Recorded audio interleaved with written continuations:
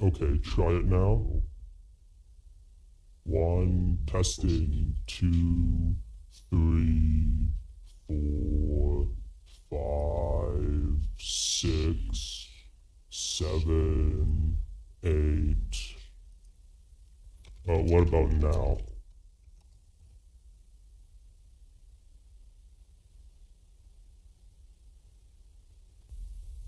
Okay, try it now. Okay, I think I can test myself. 2, 3. Okay, so going back to what I said previously, we reached page 64 of Operators and Things, and what happened was that there was a woman who heard voices in her head, but after a road trip, oh thank you, Anon4495, Helio 5, what happened was that she had a miraculous recovery, and now she's discussing with a Freudian psychoanalyst over how she recovered from schizophrenia. but she doesn't really like Freudians, so we see the kind of like dynamic and arguments between those two. Alright, now starting here, the pictures. When they first appeared, the pictures appeared as if they might be another of something's parlor tricks, and I tightened my hold on my anchor and dug in. So to summarize, something is what she calls her intuition. For example, her intuition helped her win a lot of money at Las Vegas. So that's like the intuitive function. And then the anchor is basically a sedative, a mental sedative that her body produces naturally, and it helps her not freak out about the whole situation. So the anchor like calms her down, when usually if her conscious personality was fully in control, she would be more panicked. But because of this anchor function, her unconscious is making her feel calmer. So something's parlor tricks, and I tightened my hold on my anchor and dug in, reminding myself that something was a friend and that the Las Vegas incident, however much it had rattled me, had also brought me a lot of money. The pictures started one morning just as I awoke from sleep and while I was waiting for the alarm to go off. So here the pictures she's describing is another weird mental function that's happening to her brain as her brain slowly recovers from the side effects of schizophrenic delusions. And here the pictures is like mental imagery, like when you close your eyes and if you try to picture like an apple, then maybe a picture of an apple will appear as in a dark room, or maybe you'll see a very vivid apple, or maybe something in black and white. So it depends on how skilled you are at seeing mental pictures based on what picture you'll come off. So because I was still sleeping 15 hours each night, I always took the precaution of setting the alarm for the mornings when I had appointments with the analyst. An unnecessary precaution, really, as I always awoke on these days, exactly 1 minute before the alarm went off. The picture was hanging on a wall of the dry beach. Now, the dry beach is what she refers to as her unconscious in this case. And when waves hit the dry beach, the waves are like suggestions or advice. So she's using this picturesque imagery to describe to us how she feels about her unconscious. It's dry, there's nothing there until a wave with an idea hits it and makes it wet. So, an odd picture, a sort of chart drawn on gray paper with ivory ink. There was a large circle, and inside the circle, another circle, and inside the second circle, a third circle. Through these circles ran straight lines, radiating from the smallest circle outwards. 2 mornings later, when I again beat the alarm clock by exactly 1 minute, the chart was tacked on a wall of the dry beach again. I noticed this time that 10 lines radiated from the center of the chart to the smallest circle. 2 days later, I noticed that the second circle had 10 divisions for every division of the smallest circle. On its next appearance, I noticed that the largest circle had 10 divisions for every division in the second circle. In succeeding appearances, there was nothing left to notice, and I only blinked at the chart until it went away. And now that we've finished this paragraph, I'm going to take a chocolate bonbon and eat it. Tasty. Now, during the same month in which the chart made its appearances, the dry beach was bombarded with pictures at odd moments. Unlike the chart, which hung around sedately like a picture in a museum, these pictures flashed in and out of the dry beach with lightning speed. As one example, I was walking through a shopping section when a wave broke on the beach, reminding me that I had intended buying a bathing suit. I turned into a store, automatically opened my purse, discovered that I had no money on me, and walked out. A picture, clear and vivid in sharp color. Flashed on the dry beach the picture of a long green oblong on whose center was printed in white ink a large white $sign and a large white zero. When the dry beach was blinking at it, another picture zipped in and out, the picture of a blank check. While I was still wondering what all that had been about, another wave cascaded gently on the shore. If I didn't have money with me, the wave reminded me, I did have my checkbook, and the store probably would accept it. Yes, I thought, and went back and bought a bathing suit. The pictures came and went with all that had been about dazzling speed over a month's period, and then the phenomena disappeared abruptly. In a way, I was somewhat disappointed, feeling that somewhere there was a part of Las Vegas money under the pictures if I could only find it. I decided afterward that the pictures probably had not been another odd attachment on something's machine. Both the waves and something had been slow of foot and crystal clear in the morning.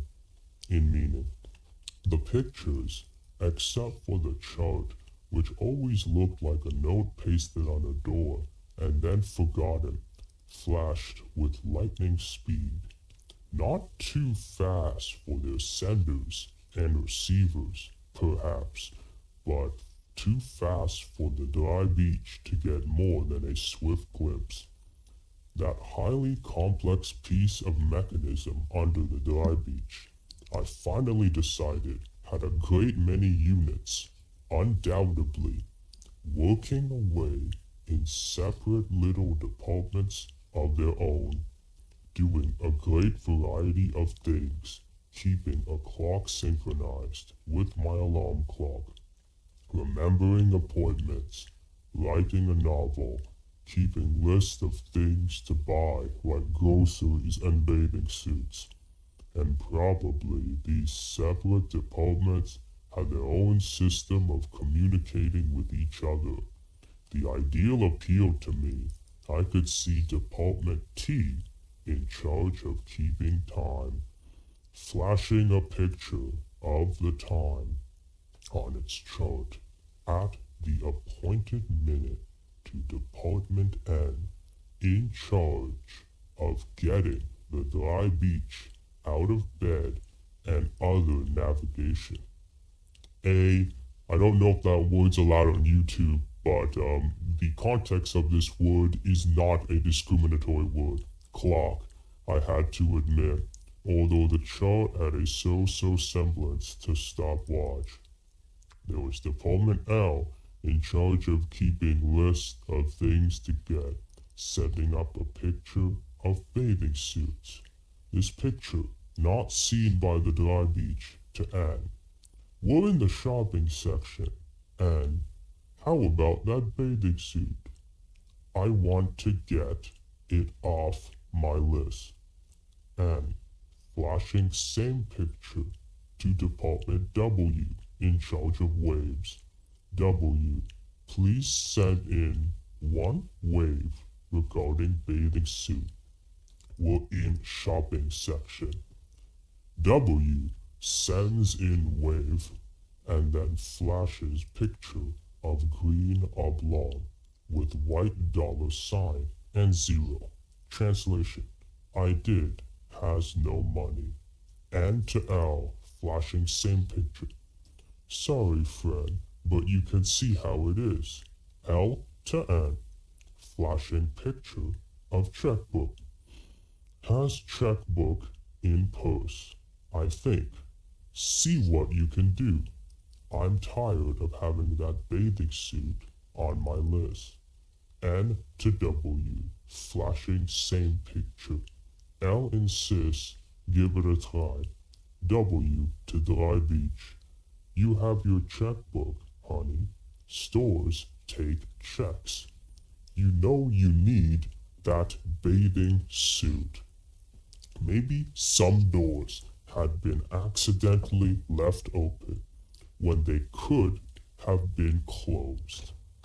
After all, when you're just covered the motor and installed a half dozen new attachments, and half the time you don't know what you're doing, you can't get everything right. So here, when she says you don't know what you're doing, she's speaking about her own unconscious mind. In this case, her personal unconscious, and not necessarily the collective unconscious that's shared through all living creatures or all forms of humanity. So here, when her unconscious was attempting to cure her from schizophrenia, it may have made a few evolutionary mistakes, and we will get into that in the following paragraphs. The dry beach, I speculated, might have gotten a few flashing telegrams that go on all the time. At least it was an interesting explanation. The pictures stopped flashing, and I forgot about them. Chat part 4, the reasoning machine. Abnormality departed with a leisure step. First, there was the dry beach, 10 days of vacuum. Then the period of the beach and the waves. Then there was something, that heavy hand of urgent hunches. Then the 4 or 5 day period when something demonstrated its frightening and profitable talent for extending. Extending, as a glossary term that she has made up, is that it is when you say extend from one person into another person's brain. And the characters that she invented through her delusions were able to read minds by extending, or sometimes control people's actions in a limited fashion by extending. So something can extend and have the ability to write novels or guess which slot machine will pay up big. Then the novel writing days, strangest of all perhaps, when words from nowhere somehow reached my fingers, ignoring the dry beach altogether, and the pictures flashing like bright telegrams. The 3 months of unusual phenomena were as weird in their way as the voices of the operators, but the anchor remained solidly hooked, and except for a few days when something seemed to be showing off what it could do in the way of telepathy and precognition if it really tried, I wandered calmly from one stage to another, undisturbed by what was happening, undisturbed by what might lie around the corner. Now, the operators is what she called a series of businessmen who she had in her delusions. And these businessmen bought and sold regular humans who did not have precognitive abilities, and they gambled them in a game involving points. So all of this is what operators are. I think there was a movie with George Clooney that was very similar to this, where time stops and these men in suits go everywhere and fix things, and then time starts again. I've never seen that before, but it's on my watch list. Humans. And then, abruptly overnight, the strange experiment was put away in storage. The regular machinery was hauled onto the dry beach and connected. Reason, as I had known, reason returned. All the old processes were there, although it was evident that the machine was moving slowly. As it was evident, too, that as soon as the reasoning machine was installed, the anchor was pulled up and put away. With the return of reasoning came the return of emotions. So, the anchor is not only something that calms her down, it also deadens all her emotions. This book was written about 60, maybe 70 years ago, but this was the 50s, but in the modern day, we have a lot of medicine that doctors and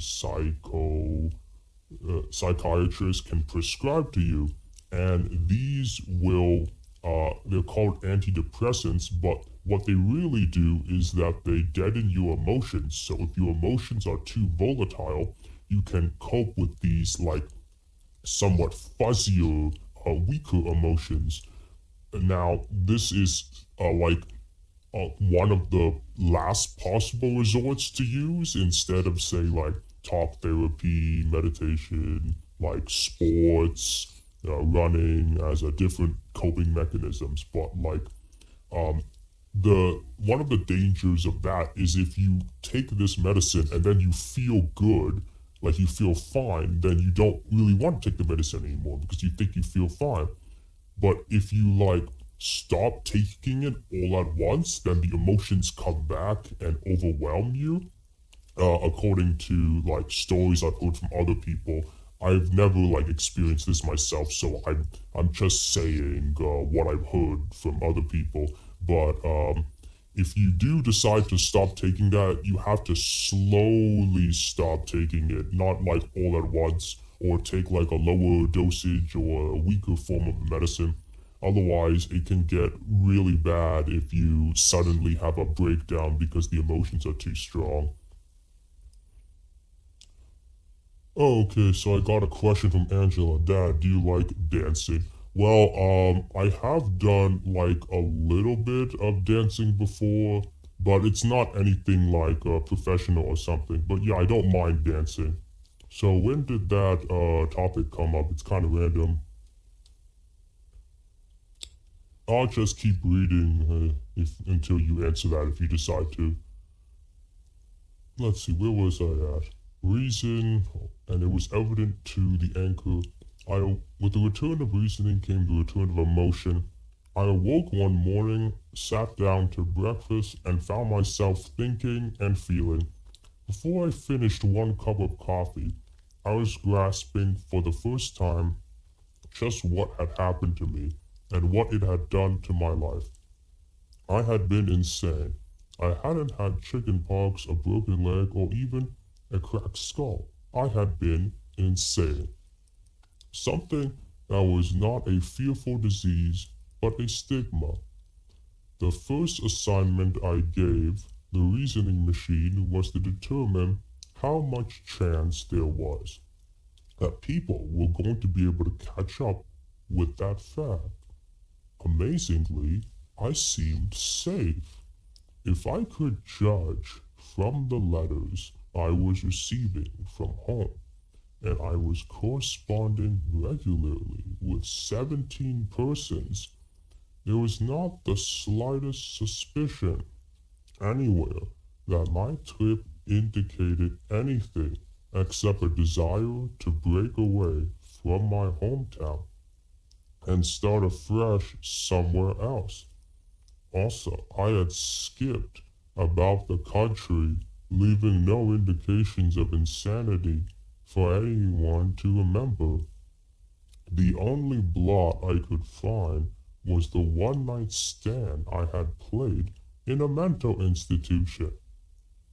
Oh, I got the reply from Angela. Oh, I was just remembering when I was younger, I would take hip-hop dance class. When I was in community college, I took a class on contemporary dance. Oh, that's very nice. I think the parents at one time put me up to some Spanish dancing. I think it was salsa or something. It was okay. I didn't like it that much, but I was fine with that. If I ever get a VR setup, I'll probably do a dancing stream or something, but that might be a while away, if ever, mainly because that's I think it's a good thing to have VR if you have it, but like I'm not going to jump out of my way to get it. Like if it suddenly like appears in front of me or someone gives it to me, like one of the people I know in real life, then that would be like great. But otherwise, I don't really need it. But I do enjoy watching a lot of VR streams. Which, fortunately, the only blood, an institution from which, fortunately, I had been able to glibly talk my way out. I had lived in California for months without anyone except the analyst who was treating me. The psychiatrist who had refused me admission to a mental hospital, and the minister who had referred me to the psychiatrist learned that I was insane.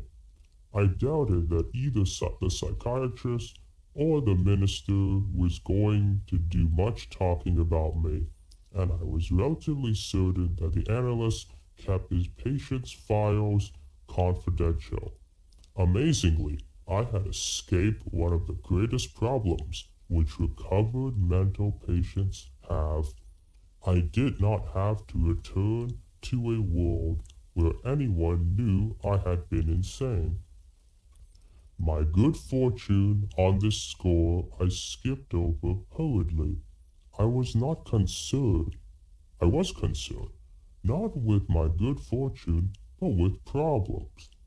I was thousands of miles from the town in which I had lived all my life and where everyone I knew lived. I had quit an excellent job and was barely capable of doing the routine job I was now doing.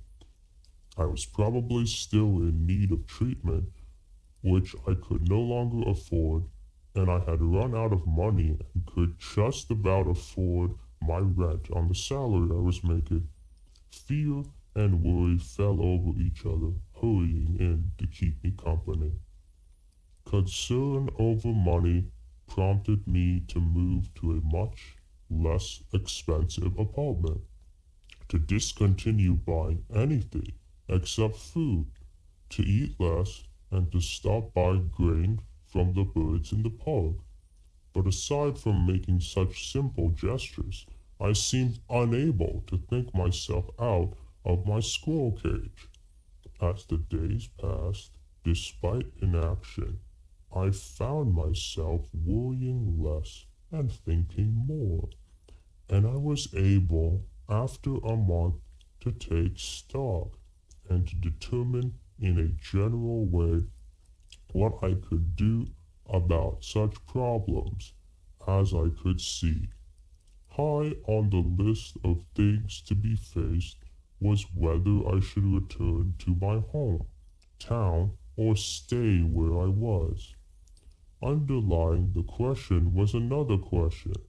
What had caused my schizophrenia?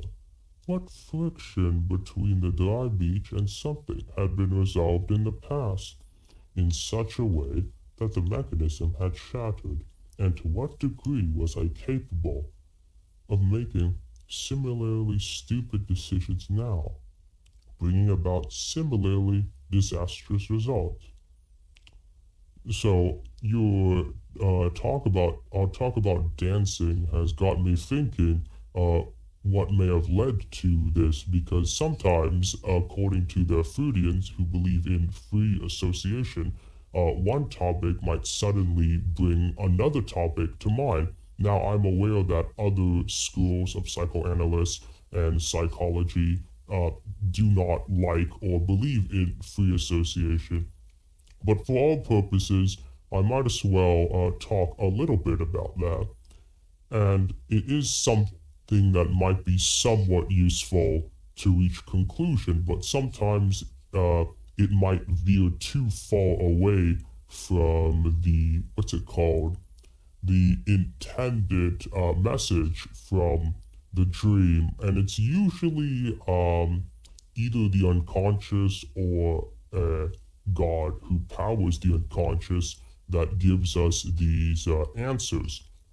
However, dreams are fallible. They can make mistakes. And as people with agency who can make actions, you can and sometimes you should argue and fight against what characters in your dream are saying. For example, in a recent dream of mine, one of the people in the dream wanted to jump off a balcony into a swimming pool, but I didn't let him do that. I grabbed his hand and I pulled his arm over the balcony so he didn't jump off, and he was quite upset at me, but I didn't want him to hurt himself. So it is possible to have debates with other facets of your personality in your dreams. Uh, Now, relating to dancing, this is a little bit of a dance too, because in the book, she had to like balance experiencing these schizophrenic delusions and then also having to balance the seemingly being looked at as normal, and that involves moving across the country from what I think is New York to California, so the people who knows her wouldn't think she went crazy, and communicating to people through letters so that the people who know her would not worry, and that is a very strategic, intelligent decision that her unconscious made her do. So that is basically the dance of being crazy without being crazy. The base question was impossible to answer. I still did not know what had caused the split in my mind. I considered the analyst's theory dubiously. To the Freudian, the solution was too simple. All I had to do was get into some bed or other with some man or other.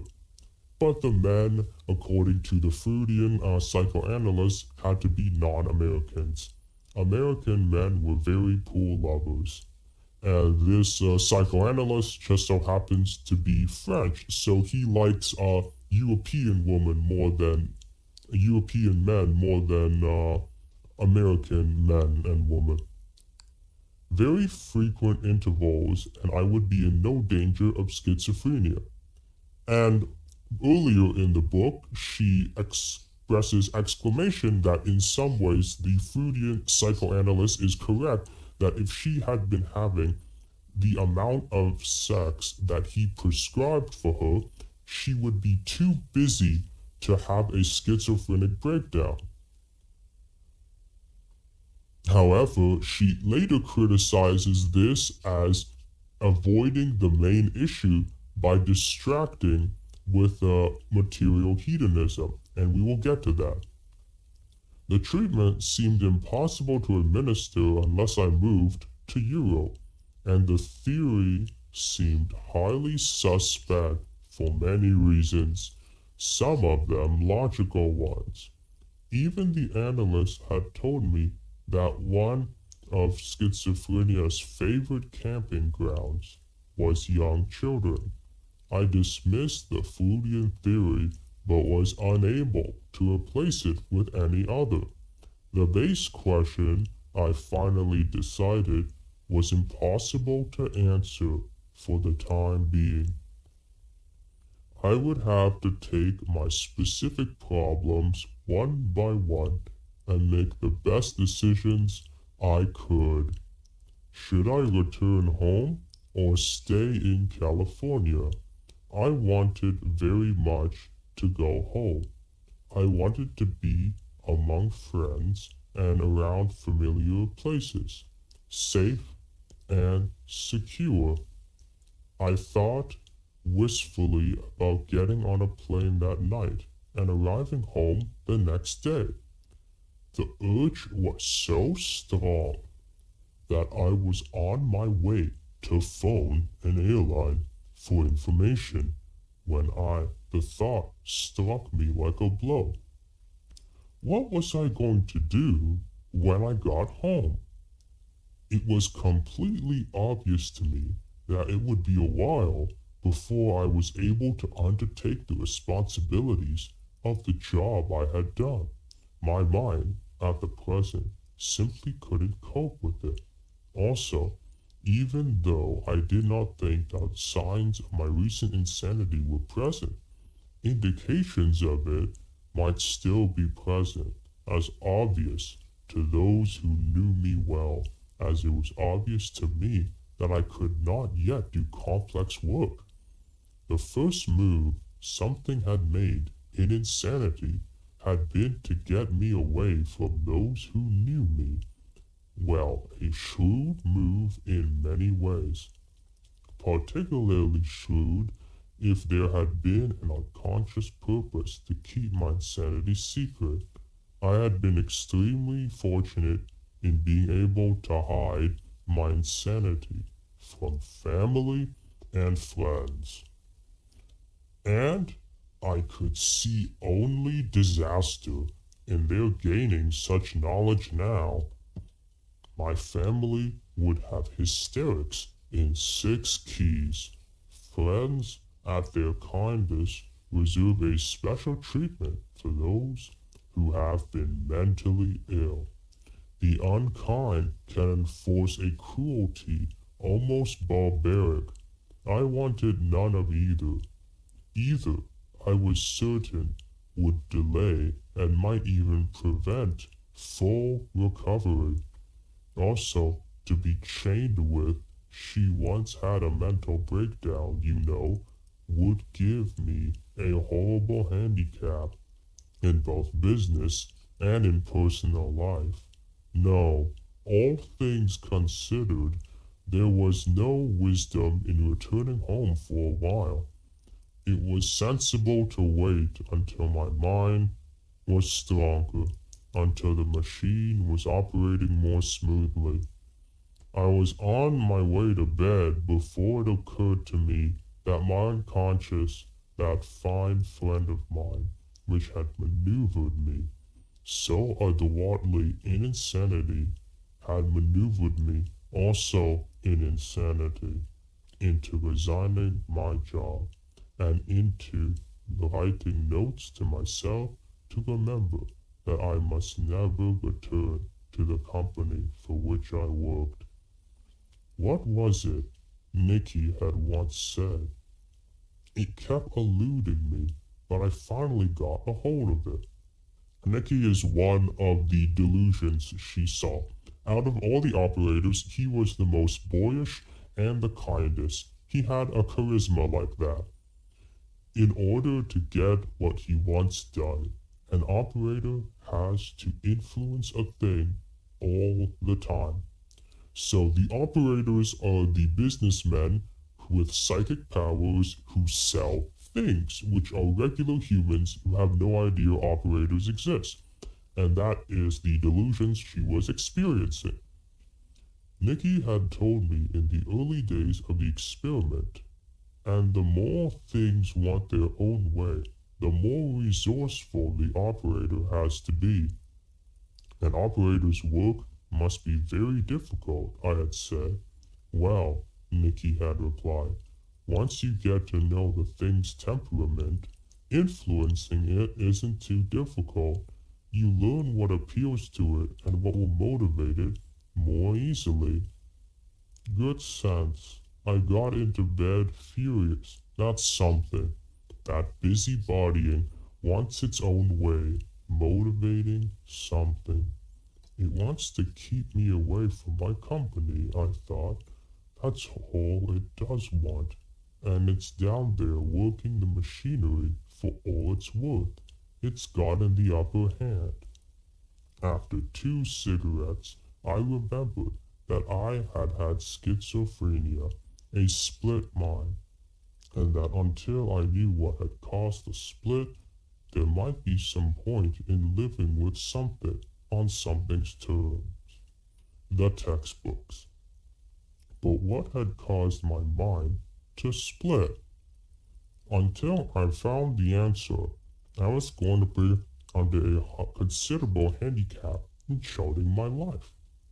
Whichever choice of roads I made, whatever external emotional atmosphere I chose to surround myself with, whatever internal emotional environments I built up within myself, I was going to find myself wondering at infrequent moments, am I accepting the bad parts of life for me? Am I making of myself the best things for me? Or is there a chance that tomorrow when I awake, I may find operators standing at my bedside? They had come without warning, and I had no less rationale the night before they appeared than I was at the moment. When was the mistake I had made somewhere in the past? What monster had I kept under weights in the unconscious? Significantly, it had been a monster that had lain low until it chose to strike. It had preferred, until striking time arrived, the choice of a cage to the alternative of walking around the mask on its face, pretending to be something else.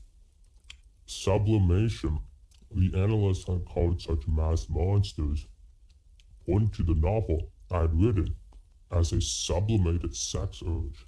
No, this monster had accepted lock, key, and bars until it was large enough to crack the cage and walk giant size into my mind. A detail fascinated me. Hook operated. Yes, there was no doubt about the marked parallel between the maneuvers of McDermott, Gordon, and Boswell, and the occupational techniques of the Western boys. So McDermott, Gordon, and Boswell are several of her bosses at her old company who blamed each other and played politics in order to get ahead in the company. They didn't get ahead using hard work or their skills. They got ahead by blaming other people in the company and causing the owners of the company to get upset with the current bosses over them so that they could then take their jobs. The material and the Western boys are a business that were like buying and selling humans in the delusions. The material in which someone had woven the story of the hook operators was obvious. Thinking about this, it occurred to me that there might be wisdom in writing out the activities of the operators, for in their conversations there might exist clues as to what had disturbed me unconsciously, told in the symbolism of the unconscious. I bought a ream of paper and plunged it. So a ream of paper is what they used to put inside a typewriter. It took me a while to figure out what a ream of paper was because I don't use typewriters, and neither do most of us, in fact. And this was written before, I believe, the personal computers, so everything was written on a typewriter.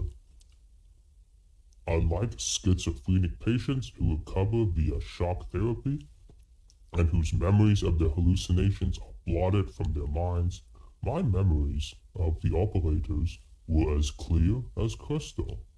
Something which, along with showing a marked preference for staying in California, also showed a marked liking for putting words on paper, proved to be cooperative, and the conversations of the operators flowed up onto the dry beach and onto paper with no prodding at all. I alternated my periods at the typewriter with visits to the library to obtain books about schizophrenia. In no time, I discovered from the textbooks that although the research psychiatrists freely admitted that they were still wandering around Foggy Bottom in their search for the cause of schizophrenia, all non-research psychiatrists were more than willing to take running jumps into the lake of guesswork. The reason for the confused status of the research psychiatrists was dear. Schizophrenia, unlike other mental ailments in which the patients show an almost identical pattern of emotional complexes, had a fantastic way of lighting on the heads of totally unalike people. Emotional complexes in schizophrenic patients seemed to have no similarity whatever.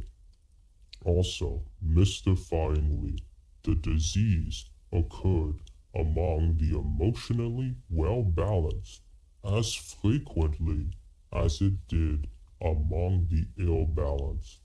Also, it occurred among vast categories of individuals, among extroverts and introverts, among men and women, among people of all racial and national descents, among people of all religious trainings, among people with widely different social and economic environments.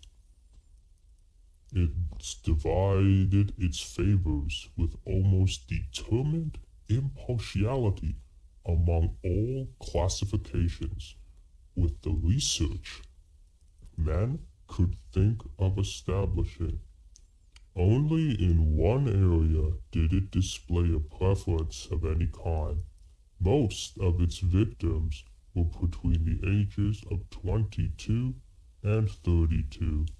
On the other hand, there was a fair showing of schizophrenic patients who were in their 40s, 50s, 60s, and 70s, and a good showing among those in their teens and preteens. Psychiatrists usually started their textbook dissertations on schizophrenia in an angry fashion, stating that schizophrenia was the most tantalizing, the most bizarre, the most unknowable of all mental abnormalities, and that its cause was baffling. Why they all went through this routine, I'll never understand, because none showed any reluctance in adding his guess to the great hodgepodge of guesses that already existed. Some thought it must be the result of unresolved emotional conflicts, even if the particular emotional conflict could not be determined. However, most of them, aghast at the lightning speed with which schizophrenia struck and the indiscriminate way it had of chopping down the seemingly well-balanced along with the obviously not well-balanced, were equally sure that the cause could not be emotional, must be organic.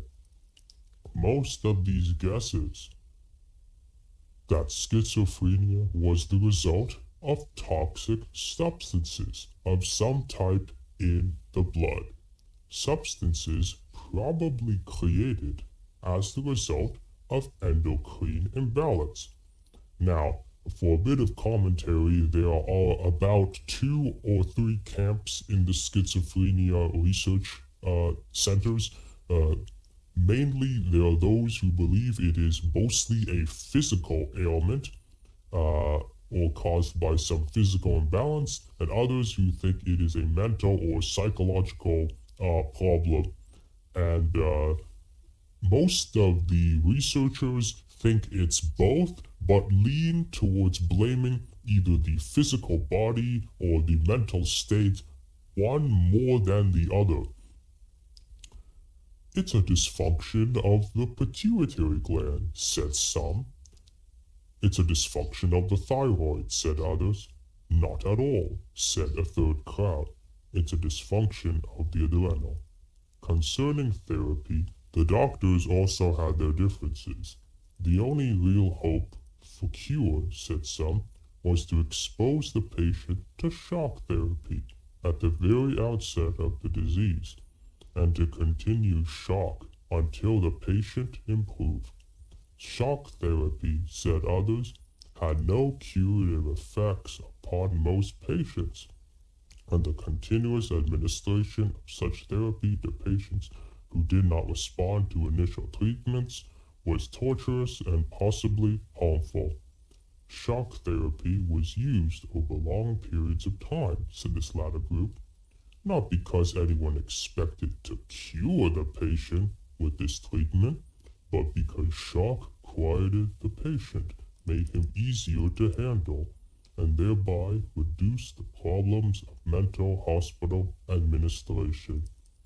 One of the outstanding administrative problems in mental hospitals is recruiting and retaining low-paid attendants.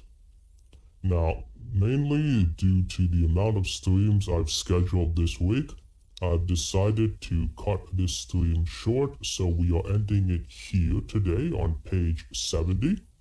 I hope everyone has a good night, and I will continue tomorrow about the Bhagavad Gita reading. So, ohadayo.